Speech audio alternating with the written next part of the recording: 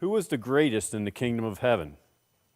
And calling to him a child, he put him in the midst of them and said, Truly I say to you, unless you turn and become children, you will never enter the kingdom of heaven.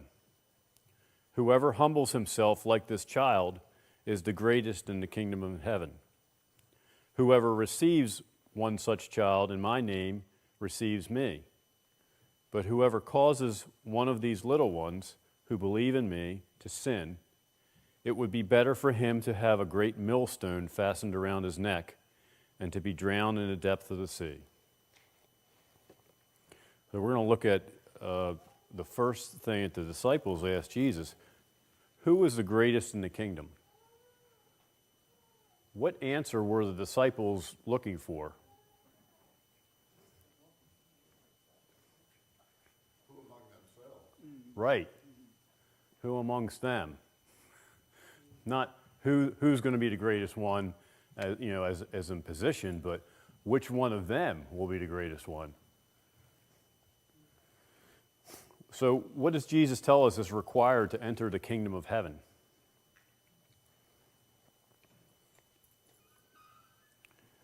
What kind of attitude? Yeah. Mike. He says, in kind of semi-metaphorical language, sell all that you have, give it to the poor, and follow me. Yeah. And that's meaning giving up your life, turning away from your sin to Christ. That is what is required.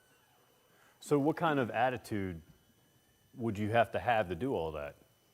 You have to have a repentant and believing attitude and a humble attitude. Yeah, humble. Definitely humility. Yep. Who are the little ones, or the little children in this passage?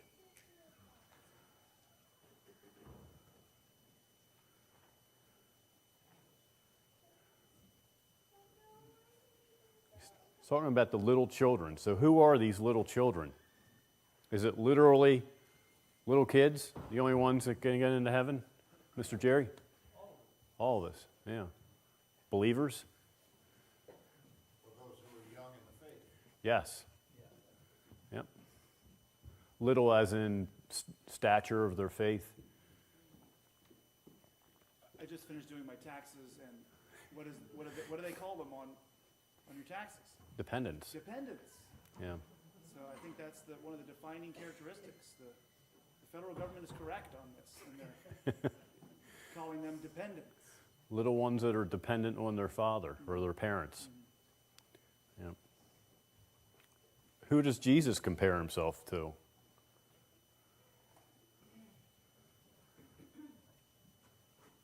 After, like, verses 5 and 6, if you look at that.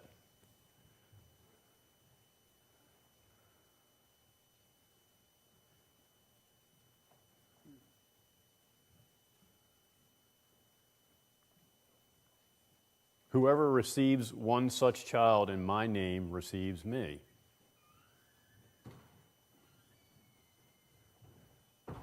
In a way, he's comparing himself to one of the little ones, as in how they're treated is how you're treating Jesus.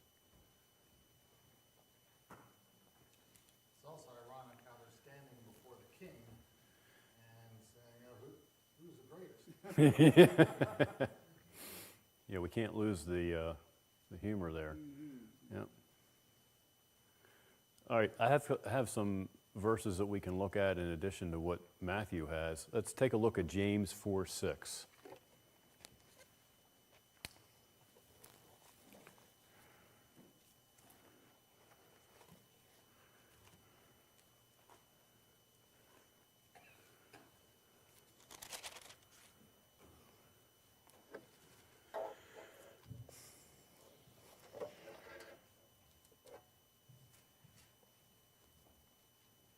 James 4:6.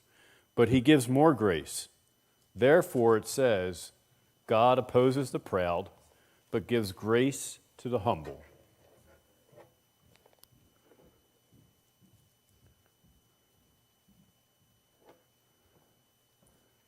So how's that compare, or relate to what Matthew is saying about the little ones and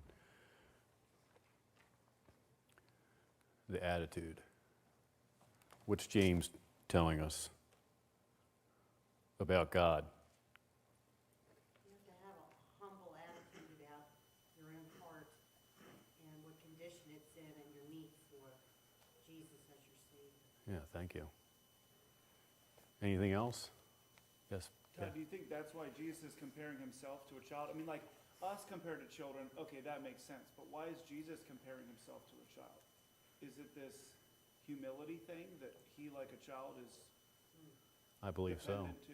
Yeah. Yeah. He's dependent on the Father. Mhm. He only does what the Father's telling him. All right, and then 4:10. Humble yourselves before the Lord, and he will exalt you.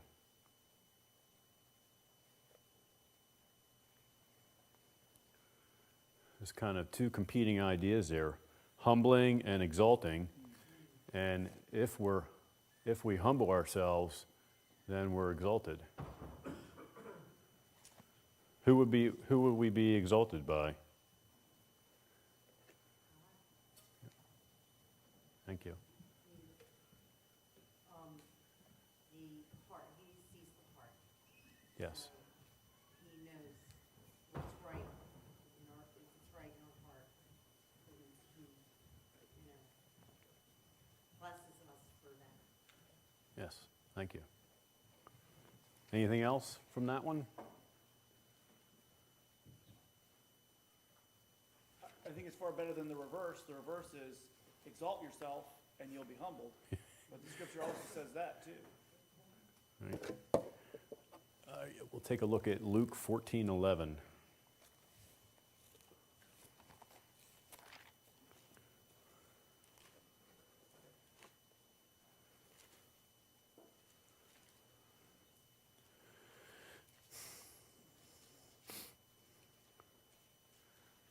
And Pastor Nick has a great memory because this is the exact verse he just said. For everyone who exalts himself will be humbled, and he who humbles himself will be exalted.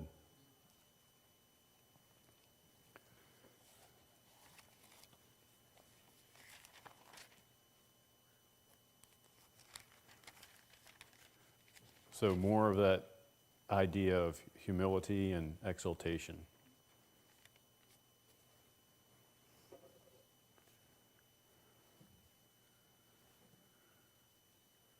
In a sense, this must come from our own natures as created beings. I mean, we only see a little bit of what is in front of us and what is in our own experience. And to God, we are little children.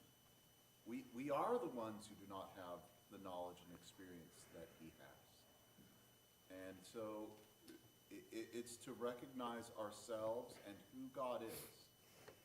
And so we must listen to him and must submit ourselves to him because he knows, even though we don't know that he knows or know what he knows. Right. We just have to have that humble attitude and position all the time. Thank you.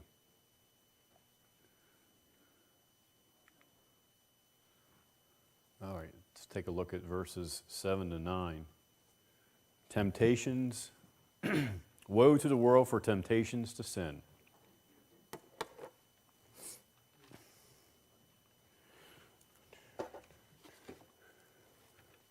Woe to the world for temptations to sin, for it is necessary that temptations come, but woe to the one by whom the temptation comes. And if your hand or your foot causes you to sin, cut it off and throw it away. It is better for you to enter life crippled or lame than with 2 hands or 2 feet to be thrown into the eternal fire. And if your eye causes you to sin, tear it out and throw it away. It is better for you to enter life with 1 eye than with 2 eyes and be thrown into the hell of fire.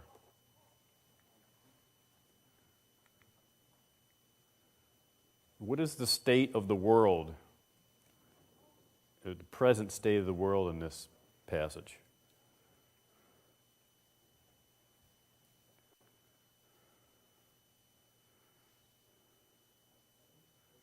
What's going on with it? Is it, Sinful and full of temptations. yes, And not just that, but also calling things that are sins that are not sins, and those things that are sins good. Yes. So that they upend the whole definition. what would be an example of that? It is good to follow your own heart, and your own heart can decide what is true, the truest thing in this world. In your heart of hearts, right? Yep. Yes, Karen. This morning we were listening to Tony Evans on the radio coming here, and he was talking about how Satan reversed the roles with Adam and Eve.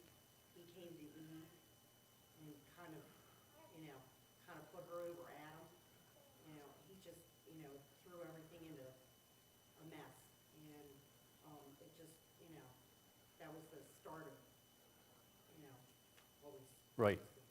Yeah, Reversing.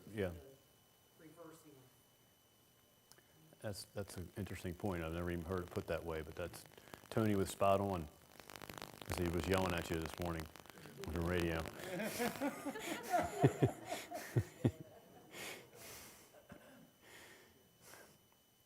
So we've already kind of dealt with this question, where do these sins originate? We could say the fall. We could say within ourselves, our sin nature within ourselves. Original sin is where it originates. Yeah, right. How can we remove sin in our life? So just my observation walking in here this morning, I didn't see anyone with an eye patch on or anyone with a prosthetic hand or a prosthetic foot. So there must be something else besides cutting those things out that we need to do. So how do we deal with removing sin in our life? And there's many senses in which we cannot remove sin from our life. We can't necessarily remove sin that's around us. It'll always be there. We can convert the people that are sinning and maybe they'll sin less. But we can remove our own sin. We can ask God to remove the sin from our life and around us. But we should be working on ourselves, taking out the log that is in our own eye. And the only way we can have the stain and curse of sin and also the punishment removed is by Jesus dying on the cross. So that's how God removes sin from our life. Yep. In the Doriani commentary I read, he was using different examples to expose this, and he referred to something like, instead of cutting off your hand, if your hand calls you to sin, like maybe your hand is doing something, you're reaching for something. Maybe you're reaching for your phone, and you shouldn't be doing that in whatever context it's in. Or you shouldn't be looking at something, and that's causing you to sin. So Jesus uses a really extreme hyperbole metaphor here, and Doriani's suggestion was, so how do you gouge out your eye so you don't sin? Well, you realize looking at whatever that is that's a sin, don't look at it anymore. Remove the causes. Yeah. If your hand calls you to sin, whatever you picked up or touched or whatever, don't touch or pick up that thing. That was his point on how to remove that sin. And you're right. I mean, we're never going to completely remove all our sin this side of glory, but we can, take little steps here and there. It's like in the Proverbs where the foolish man is being observed and how he puts himself in the way of where a prostitute would be. That's his foolishness. Right. He walked that way when he knew what would probably be there. He didn't remove the occasion and causes of his sin as well. Dan. And I think it's also good to remember that, our hand, our foot, our eye are useful things given to us by God. And I don't know if we always do this, but I think he's saying sometimes you have to give up things that seem good because they are causing you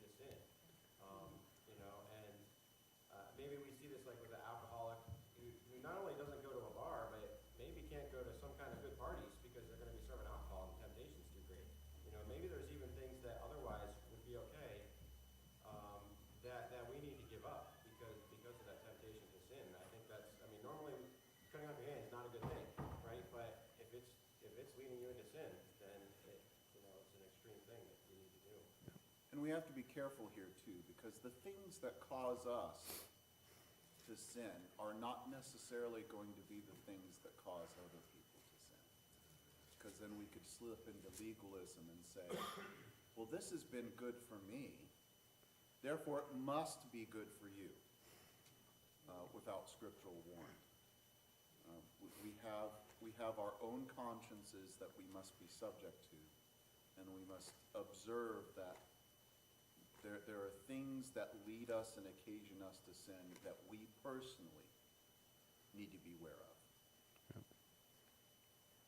I heard a message from Chuck Swindoll one time, and he was talking about sin, and he was referring back to the time when he was in the Marine Corps, and they were on a ship, and they had liberty in Japan, somewhere in Japan, and they were warned ahead of time. He was, I think, studying to be a chaplain at that point.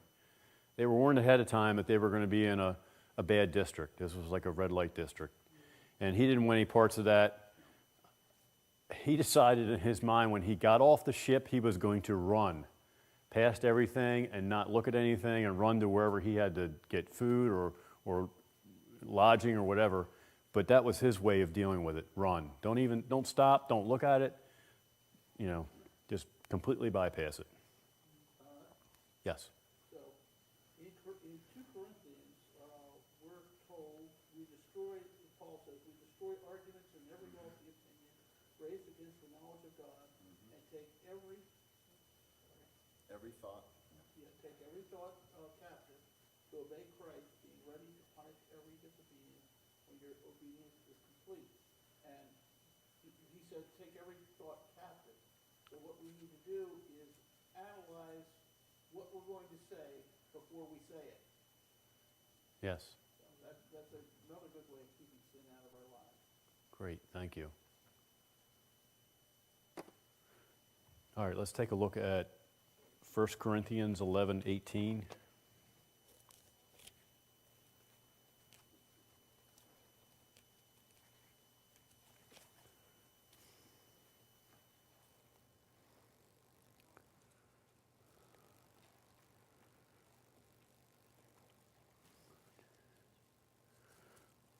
For in the first place, when you come together as a church, I hear there are divisions among you, and I believe it in part.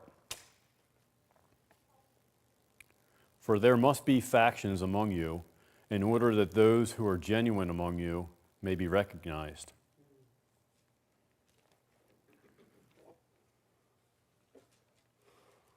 So Paul's saying that there's factions, and I assume he means good and bad factions, ones that are orthodox, ones that are not orthodox.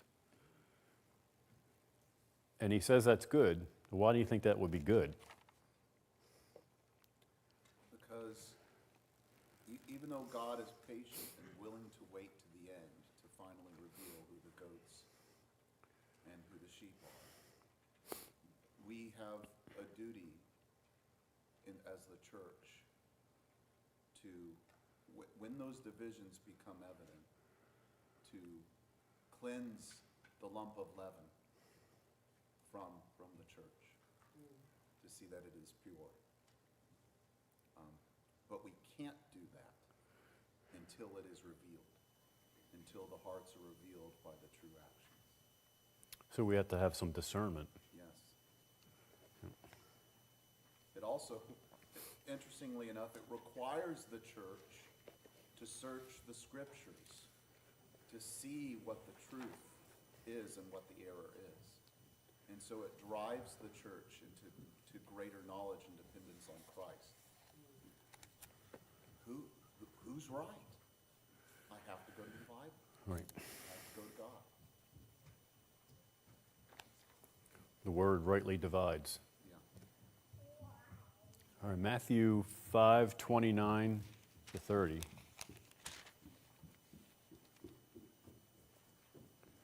If your right eye causes you to sin, tear it out and throw it away.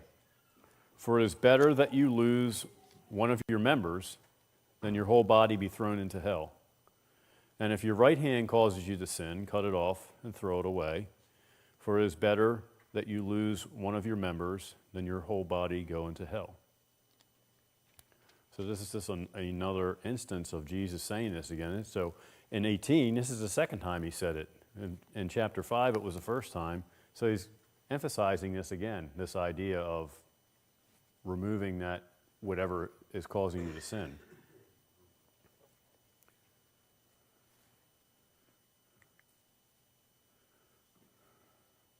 Verses 10 to 14, the lost sheep. For I tell you that in heaven, their angels always see the face of my Father who is in heaven.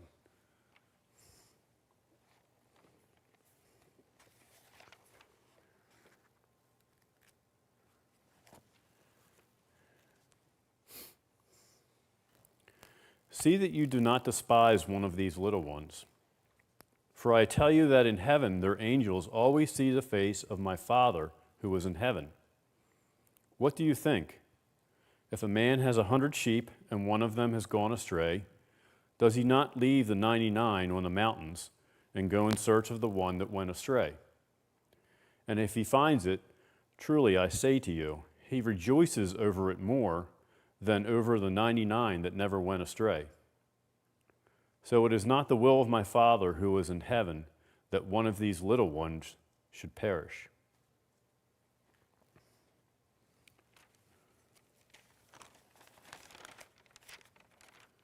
Who are these little ones? Again, he mentions little ones. So is he talking about little kids again? Little sheep, lambs? I think he's talking about new believers. Yeah. Young and saved. Yep. Yes. Just to go back a little bit. Sure. He says, refers to the right eye and the right arm, Uh-huh. not the left. Okay. So, because most of us are right-handed and the right side is stronger, so why would he point out that? The Maybe. right side and the right eye. Maybe so. I never thought of it like that. That's interesting. He only mentions the one side. The right eye is usually the most important. I think Right hand is usually. it's going back to Dan's principle of, like, if he had said left and left, oh yeah, but the left is sinister anyway, right? That's sinestra. Oh yeah, cut off all those things. But right, a useful thing to you, even cut that out of your life, because if you're better off with less usefulness and utilization and less sin than with more capability and more sin.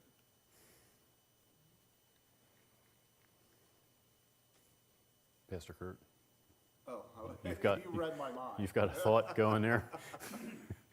Yeah, it just tells you the importance of sin. Sin is to be avoided at all costs, whatever it takes. You may not be as successful in this world because you're avoiding sin. It's worth it.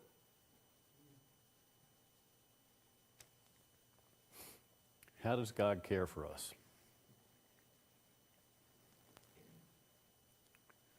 So think about, sorry, get these back up here for you. What levels does he care for us? How many different ways could you think of?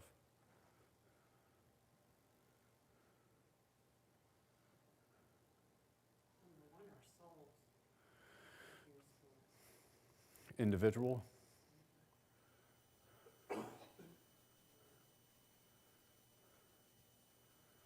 So that's a great idea. How does he work that out? How do we see that, caring for our soul? Providing a redeemer for our souls. Yeah. And there's this spiritual unseen way that I don't know where else we see it but here, but we have angels or Yeah.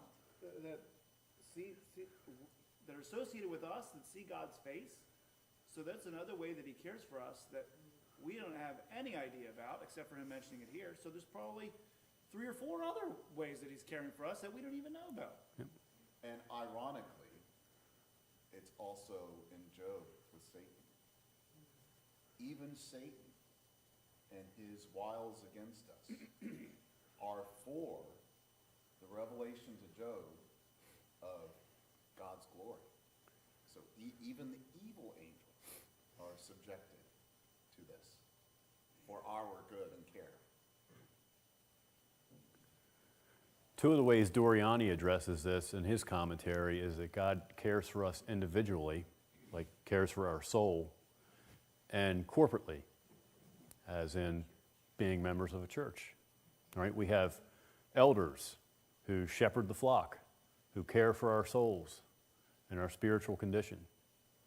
So there's this two ways that God cares for us. So if you have the ESV, they leave out a verse 11, but some of the other translations have a verse 11. This gives us some more context for the care. For the Son of Man has come to save that which was lost. You probably remember hearing that at some point, somewhere. So that gives us an idea of how God cares for us. Sent Jesus. Hey, Karen. No, I was just noticing on my phone, it had a number to push for that extra verse. Yeah. Yeah. So we can find some more information about angels in Psalm 91.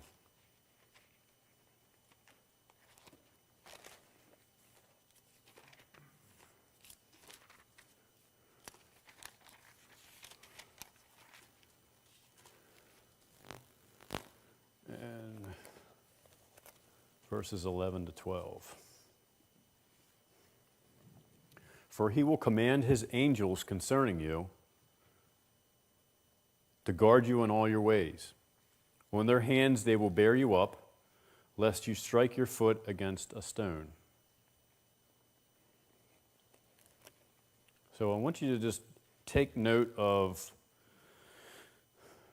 angels in this verse. It's plural. And just keep that in the back of your mind. And then let's go to Daniel 12:1.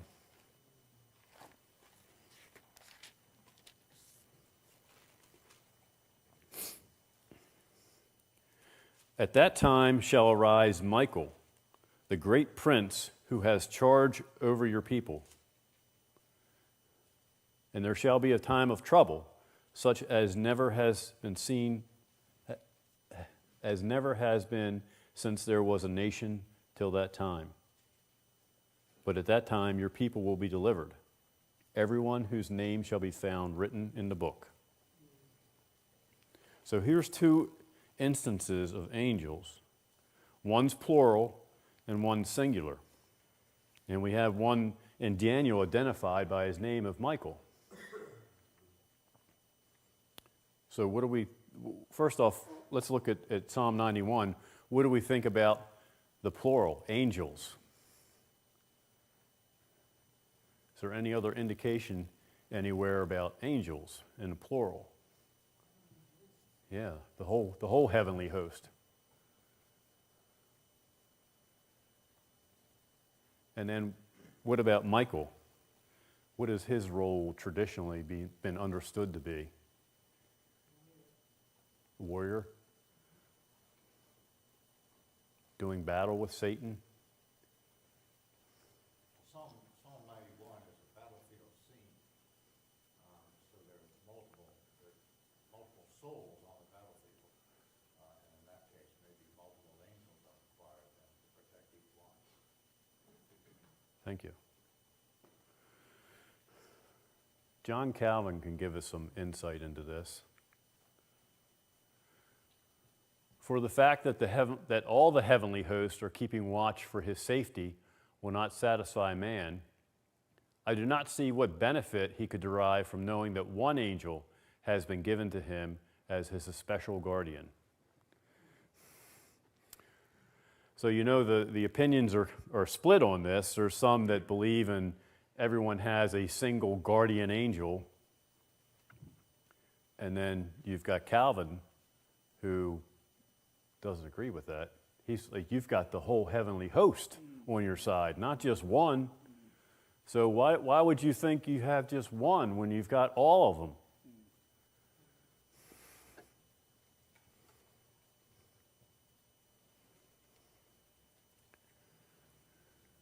It's a very mysterious thing that the scripture just gives you little hints of.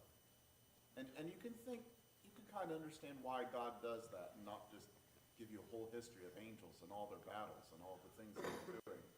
Is because, when an angel appears to some people, they tend to bow down on the ground and worship them, and the angels have to tell them, hey, cut it out. I'm like you. So they're not trying to call attention to themselves. They're Right. trying to call attention to God. That's what they're trying to do. Right, he doesn't want you to worship them. He doesn't want you preoccupied with angels. Just know that they're there. You don't see them, but they're there.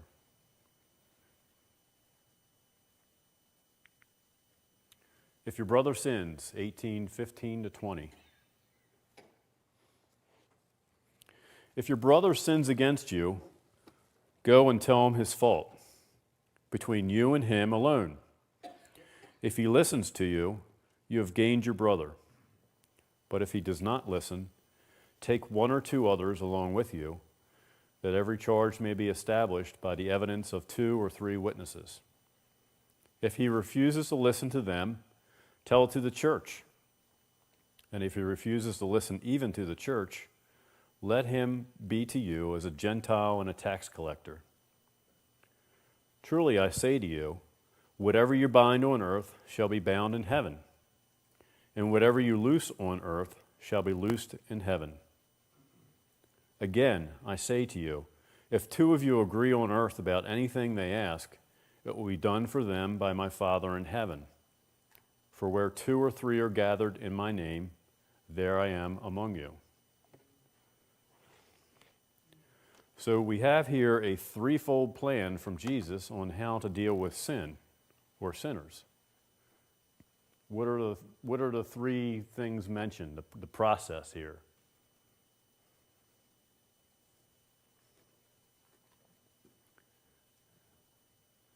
And maybe before we even get that far, let's consider what's the sin he's talking about. Yeah.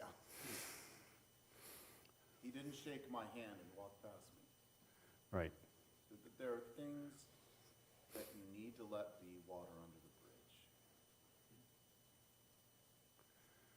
Right. I was behind someone last week we were leaving church and they didn't put on their turn signal when they turned right. And I think that's a serious issue I need to discuss with them. Probably not, That didn't really happen. I'm just using it as an example. So can we say it's sin as in the moral law? Oh, yeah. 10 Commandments? Along those lines? So what's the first part of the plan? Go directly to your brother, talk to them. Yep. Don't leave him over there. Don't go talk to other people and say, look what he did, what should I do about it? Can you pray for this person? They did this. Tom? They took care of it. Okay. All right. So the first one, go to him. Doesn't listen. What's next? Bring some friends. Bring some friends. Yep. And then the last part.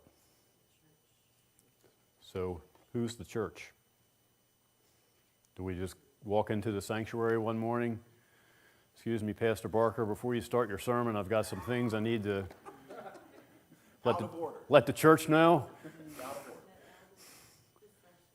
The session, yeah.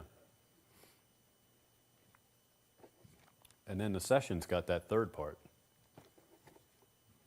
To bring them in, talk to them. If you have to get to that third part, that person is dug in. Yeah. Yep. So, but what's the goal of all this? Restore them. Yes. Bring them back to the right way. It's not to get people. It's not for revenge. Yes. And we don't need to be afraid of this process. I've seen this work, where lots of us were talking to this one individual, and she was kind of putting each of us off or saying what we wanted to hear. But then when just two went and talked to her at the same time, we finally got some movement on something. And I've seen a church carry this process all the way through to excommunication, and yet the person came back, proclaimed Christ, and is now a warrior for the Lord.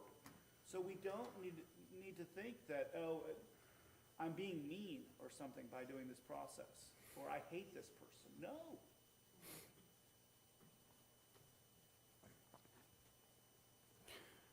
So in my translation, in the ESV, it said, don't treat them like Gentiles and tax collectors. But elsewhere, it refers to Gentiles as heathens. Martha. Yes, Jesus told us to love our enemies. And we do deal with enemies made by hands. It's principalities, powers of the air. Oh, yeah. Thank you. Right out of Ephesians. Yep. But what is he talking about here? Heathens or Gentiles and tax collectors. What was their status? Jesus ate with them and gave them the gospel. Yeah. But in Hebrew, in Jewish life, the tax collector was the most vile person on the face of the earth, because they were the arm of Rome. And yet we've got a tax collector who wrote the book of Matthew. So it's a little difficult. This is one of those hard sayings to understand. Because Jesus did eat with tax collectors and Gentiles. Did talk to a Samaritan woman. But doesn't it says they'll be to you like a tax collector or Gentile? Yes. It's almost like, he's not saying, they're not to him like a tax collector or Gentile, because he, in certain, like, he loves them, he's eating with them, but like, they're to them. So he's kind of, like, almost poking fun of, like, how they think of people. It's just, Yeah. maybe that's how I think of it. It's like, this is like what you think of these people. This is how you should even know that thinking may be flawed. Right. Yeah, I think Josh is right on that. Jesus is saying, treat them how you would treat broccoli. It doesn't mean that he hates broccoli and it should be avoided, but he's saying, look, this is how you actually treat these people. So who you should actually treat like this is this person.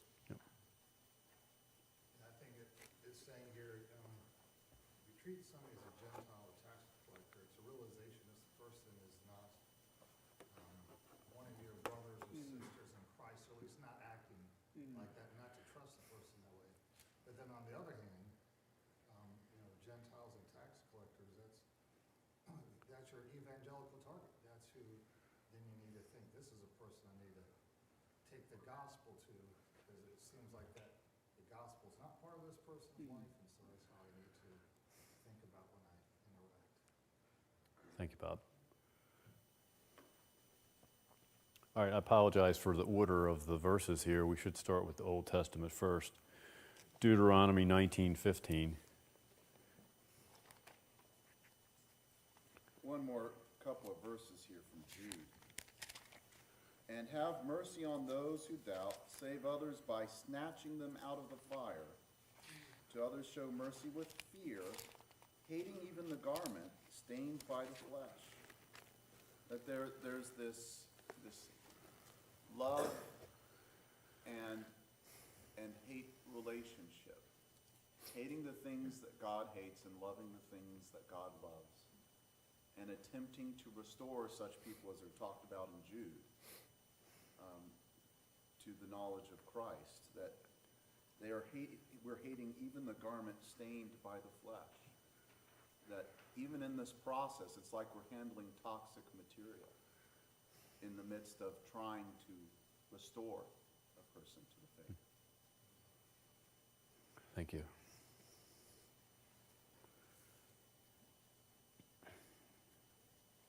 Deuteronomy 19:15. A single witness shall not suffice against a person for any crime or for any wrong in connection with any offense that he has committed. Only on the evidence of 2 witnesses or 3 witnesses shall a charge be established.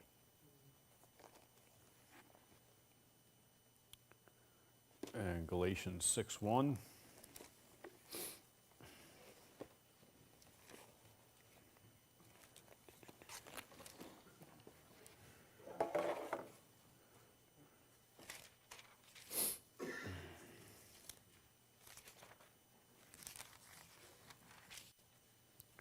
Brothers, if anyone is caught in any transgression, you who are spiritual should restore him in a spirit of gentleness. Keep watch on yourselves, lest you too be tempted. And 1 Timothy 1:20.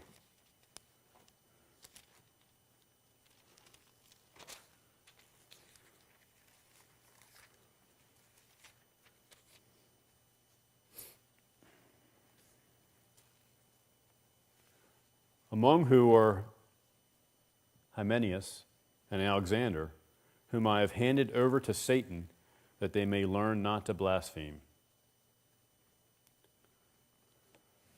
So Moses tells us 2 or 3 witnesses. Paul says he handed one over to Satan for blasphemy. And he's also telling us to be gentle. Any thoughts on how we progressed from Deuteronomy to the New Testament? And Paul actually seems more harsh than Moses was in some situations. I guess all the verses are looking at different, I think the Deuteronomy and the Galatians, I think, are maybe talking about the same different steps in the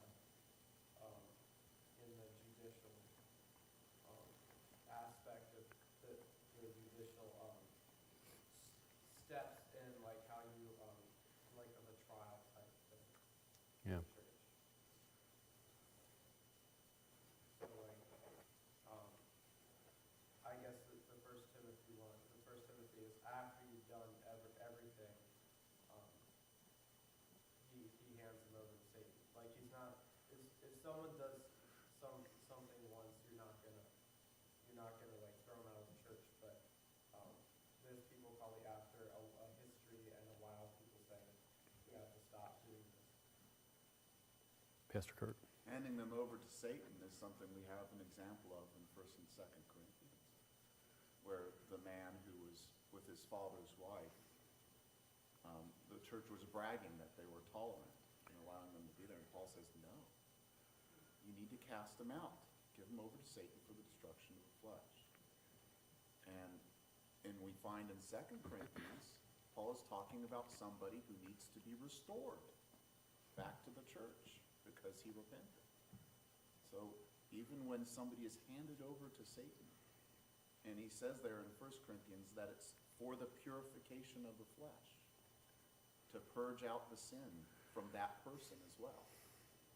And it seems to have taken effect in 2 Corinthians. It did its work. Yeah. That's the follow-up, Yeah. right?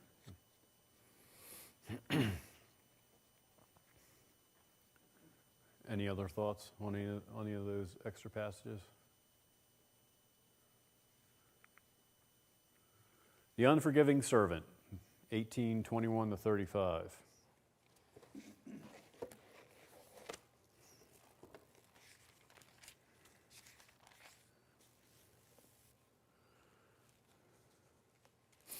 Then Peter came up and said to him, Lord, how often will my brother sin against me and I forgive him? As many as 7 times? Jesus said to him, I do not say to you 7 times, but 70 times 7. Therefore, the kingdom of heaven may be compared to a king who wished to settle accounts with his servants. When he began to settle, one was brought to him who owed him 10,000 talents. And since he could not pay, his master ordered him to be sold, with his wife and his children and all that he had, and payment to be made. So the servant fell on his knees, imploring him, "Have patience with me, and I will repay you everything." And out of pity for him, the master of that servant released him and forgave him the debt. But when the same servant went out, he found one of his fellow servants who owed him 100 denarii. And seizing him, he began to choke him, saying, "Pay what you owe." So this fellow fell down and pleaded with him, "Have patience with me, and I will pay you." He refused and went and put him in prison until he should pay the debt. When his fellow servants saw what had taken place, they were greatly distressed, and they went and reported to their master all that had taken place. Then his master summoned him and said to him, "You wicked servant, I forgave you all that debt because you pleaded with me. And should not you have had mercy on your fellow servant, as I had mercy on you?" And in anger his master delivered him to the jailers, until he should pay all the debt. So also my heavenly Father will do to every one of you, if you do not forgive your brother from your heart. So the first debt, 10,000 talents. Is it possible for that servant to pay off his debt?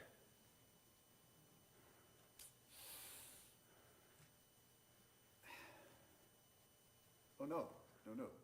200,000 years' wages. Yeah, No way.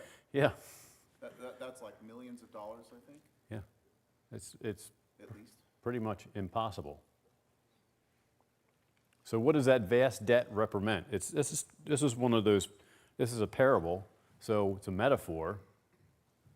So what does that vast debt from that first servant represent?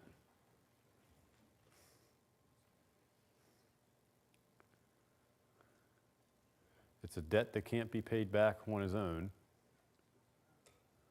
It represents our sin that we cannot pay. Right. So there's no possible way we could atone for our sin by ourselves.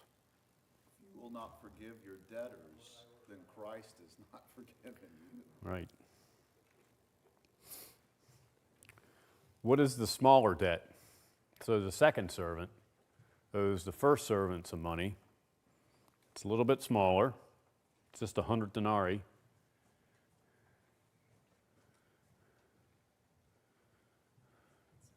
So We've been sinned against on earth. We've not us sinning against God, but we've been sinned against by others. by others. Yeah. So it's smaller. So maybe they could atone for it. Maybe they could seek forgiveness from us. Let's take a look at Luke 7:41.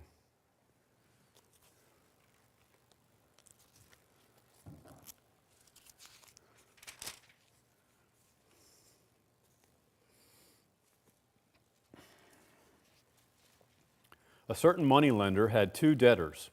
One owed him 500 denarii, and the other 50. When they could not pay, he canceled the debt of both.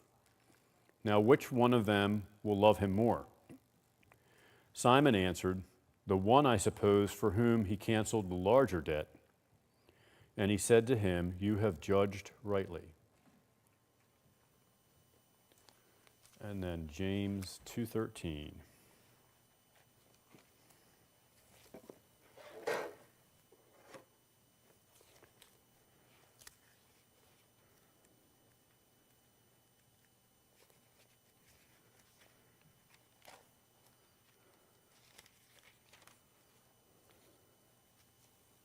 For judgment is without mercy to the one who has shown no mercy. Mercy triumphs over judgment.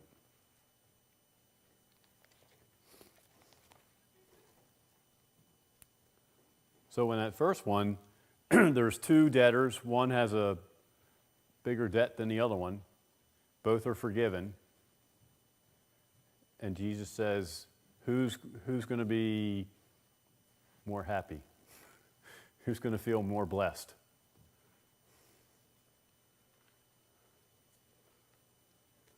The first one with the bigger debt, or the second one with the smaller debt? The one with the bigger debt, because he's been forgiven much. Yes. But that's a part of our perception, right? If we think we're something special, then we're not going to be forgiving to other people. Because we'll think we've been forgiven little, and we don't have to be as forgiving to other people. Because we don't perceive the amount of our own debt. But a debt is a debt. Yep. They both will benefit from mercy. I think you see in this also a connection with the scriptures telling us to be strong and to have endurance and learn patience. Because in this life, we're going to be sinned against. And if we are obsessed with a judicial mindset of prosecuting everybody who sins against us, that's a symptom of a spiritual problem. We need to be long-suffering. And this is one of the lessons that Christ is teaching us, to be long-suffering and patient with one another. Like if I was at school and this was a third person that I had to correct some grammar issue with my students. And I got up and I threw a tantrum and I chewed everyone out. That would be bad. That would be me being fragile and weak and not reckoning my sins as greater than theirs. We should try never to offend anyone, but we should also try not to be offended ourselves. We have that responsibility, not to freak out at the least provocation. Dan. It's also interesting that the smaller debt here, 100 denarius, is a day's wages. So 100 days' wages, I mean, that's still a pretty significant amount. We're talking about multiple thousands of dollars, right, in today's money. And I think that's helpful for us to say, all right, you know, if someone sins against you, like, it might hurt. Like, that might be significant. And it's only when you look at it in comparison to the debt that's been forgiven us, which is essentially infinite, that then it can seem small. But on its own, it may not seem small. You know, we really need to remember what Christ did for us to be able to forgive others, even, you know, significant things. Right. I also think it's kind of, it's impossible to live up to the standard of being able to forgive everybody right away. It's a sin that we struggle with. So I used to kind of like struggle with this passage because God's not going to take away your salvation if you don't forgive your brother. You hold like a grudge against him for like, you need to repent of that, but God's not going to take your salvation away. So it's not necessarily talking about like in the eternal sense, but if you're an unforgiving person, that, as Pastor Sharping was saying, that's a sign of a spiritual problem, which might be that your faith isn't genuine. But it's